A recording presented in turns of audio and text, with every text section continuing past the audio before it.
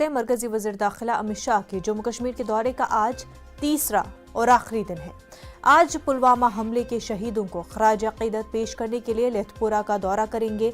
Shah Kashmir international conference centre में civil society के वफूद से भी मुलाकात करेंगे। वहीं ज़राए के मुताबिक अमित शाह 6 बजे SKICC में एक जलसे से खिताब भी करेंगे। वाज़ेह हो कि दफ़ा 370 की मनसूखी के बाद वज़ीर दाखिला अमित शाह पहली बार जम्मू कश्मीर आए हैं। आज 6 रोज़ा दौरे का उनका आखिरी दिन है। जम्मू कश्मीर से हमारे एसोसिएट एडिटर शबीर अहमद हमारे साथ जुड़ चुके हैं। 370 हटने के बाद ये पहला अमित शाह का दौरा रहा है जम्मू कश्मीर का। आज तीसरा दिन और आखिरी दिन है उनके दौरे का। कैसे उनके दौरे को किस तरह से देखा जा रहा है?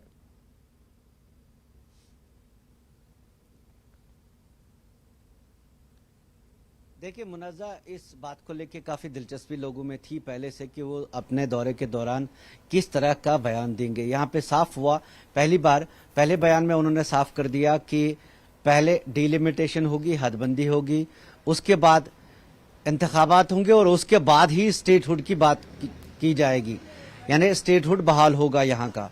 यहाँ के जो पॉलिटिशियंस हैं जिनको करीब माना जा रहा है, यानी नेशनल कॉन्फ्रेंस और PDP को छोड़ के जो भी पार्टियां यहाँ पे हैं, CPIM को छोड़ के जो जिनका इत्तेहाद अलग से है, गुपकार इत्तेहाद जिसे कहते हैं, उनको छोड़ के जो पार्टियां हैं उनके बयानों से लग रहा था कि शायद ये जो रियासती दर्जा यहाँ पे बहाल होगा। लेकिन उन्होंने उसको पहले ही दिन साफ कर दिया कि पहले हदबंदी होगी, उसके बाद इंतखाबात और उसके बाद ही जो रियासत का दर्जा बहाल करने की बात होगी।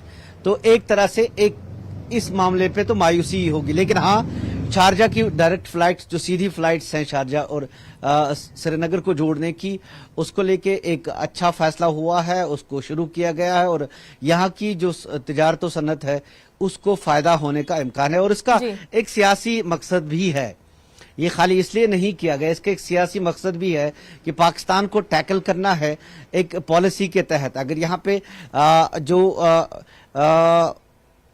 वस्त एशिया के जो ममालिक हैं और जैसे ईरान है, दुबई और फिर बाकी ममालिक जो हैं, अगर वो यहाँ पे सीधे तौर पे कारोबार करते हैं तो एक तो यहाँ की सनत को फायदा होगा, यहाँ का जो हैंडीक्राफ्ट्स है उसको फायदा होगा, और दूसरा एक सियासी मकसद भी इससे हासिल होगा, जो कहा जा रहा है कि शायद वो यहाँ पे अपने सफारत खाना या दफातर भी खोलेंगे। तो उस तरह पाकिस्तान को भी एक टैकल करने का, उनको एक जवाब देने का मौका मिलेगा। जो आलमी यहाँ पे इदारे हैं वहां जो ये बात करते हैं उससे उनको नकारा जा सकता है।